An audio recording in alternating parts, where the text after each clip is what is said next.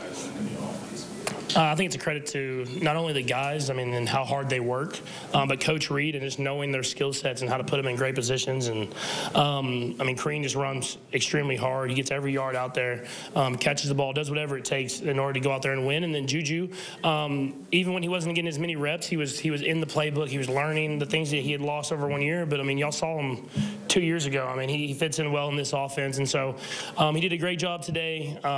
So it was cool to get those guys going and then to step up. And it's going to be like that until we start getting some of these guys back. It's going to be everybody's going to have to step up and make plays. Patrick, what about Juju allows him to fit into this offense, as you said? Yeah, I think he has I'm not going to, Trav is kind of one of a kind, but he has a good feel for the entire concept of the play, and so he knows how to get into the open spots. He has a good understanding of my timing, and so some of those things I can hit him early, and some windows maybe that aren't necessarily taught. It's kind of just learned over reps. But I think he did a good job today of just doing that, finding those windows, beating man when they played man, and then zone, finding the windows to get big catches. Patrick, what was your view on Travis' lateral? How that unfolded? I'm shaking my head because I told him before the play, I said, I'm going to throw it to you so we can get in field goal range. And he underhand shoveled it across the entire field. So, it's like I'm talking to Sterling. So that's Travis, man. He's a special player, and as long as he does it and it works, man, no one's going to say anything. And one of the things that just sort of about the vibe, obviously you're locked in on the game itself, but were you cognizant in some way of how the fans were responding? 100%. I was trying not to be. I really wanted to focus on the game and then look after and maybe get a scoreboard kind of shot of it, and they gave us a couple of those, but you could feel that stuff was going good, and there was kind of a lull there, I think towards the end of the game, and I was like, they're not showing it the score. The Yankees came back, but no, the Royals picked it up and got the win, and it was extremely exciting to see that. The fan base, because obviously we know that the fans at Arrowhead are going to be loud and ruckus and be really into the game. But I haven't got to experience that stadium in Kauffman, sold out playoffs and that stuff, and so it was cool to see that kind of combine. Where do you go Wednesday? That's the plan. I got to it's bye week, so Brittany's vacation and me getting to the Royals game will feud for sure. What does it say about your team that through all these injuries, you've just found ways to win every single game so far?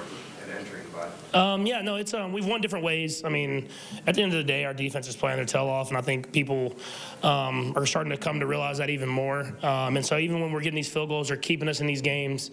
And so obviously offensively, we had a better day today, a lot of yards. Now it's about finding ways to finish with touchdowns in the red zone, so we can make these leads bigger, faster, and then we can really let Spags be Spags. And I think if we can do that, we'll continue to get better and better as the year goes on. You joked about vacation and the Royals, and how will you spend the next 6 days between relaxation and just getting ready for the second half, so to speak? It's not going to be a lot of relaxation. It's going to be, one, I'm going to work on my own stuff. I have stuff I need to work out, and then I'll be home with my kids, so that's going to be a lot of running around in itself. And then hopefully get to go to at least one of the Royals games during this bye week. So it's going to be a lot of fun. We're not going anywhere exotic or crazy, but it'll be good to kind of get some family time. Patrick, you got to see some old friends on the defense there. I'm guessing you probably didn't have Colin Saunders get an interception on the bingo card. He was pretty chirpy out there, it looked like, throughout the game. Did he come up to you afterwards and say anything? Yeah, we talked. He's I said if it had to be one person, the fact that it was Colin was probably the best person in the NFL that could have got an interception off me. It's just such a good guy, man. One of the best teammates I've ever had.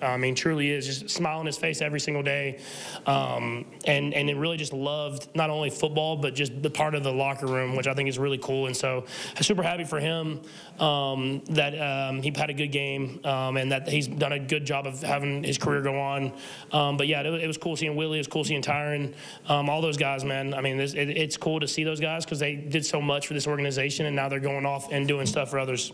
Kareem had mentioned during the week how important and how happy he'd be to score a touchdown. Just what does that mean to you, just being able to see him come full circle and get that done? Yeah, no, it was extremely exciting. I mean, he deserved it. And I mean, he's playing hard. I mean, and for someone that didn't have training camp to have that amount of carries and catches, and not only that, I mean, the pass protection and being able to pick up blitzes. I mean, that's stuff that goes under the radar, and he's done a great job of that stuff.